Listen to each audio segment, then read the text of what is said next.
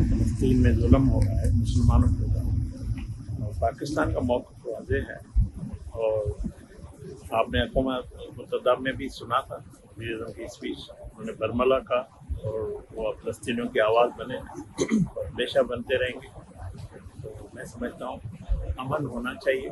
ये अलमिया है जो जुल्म और बदरियत हो रही है, इंसानों का कत्लेआम हो रहा है, मुसलमानों का वहाँ पे कत्लेआम हो रहा है, फ़लस्तीनियों का कत्लेआम हो रहा है, वो बंद होना चाहिए। देखें, कल ट्रंप ने अपनी स्पीच में वज़ीर आज़म शहबाज शरीफ साहब और field marshal general Asim Munir साहब की जो इस हवाले से अमन के लिए जो कोशिशें हैं उनको सराहा है। और ये जो बर्बरियत जुल्म और ज्यादती नाइंसाफ़ी हो रही है, फ़लस्तीनियों का खून बहाया जा रहा है, मैं समझता हूँ इंसानी अलमिया है। और हम कायदे-ए-आज़म मोहम्मद अली जिन्ना साहब बाबा कौम का है और जिधर में मौक़िफ़ है उसमें चलता है।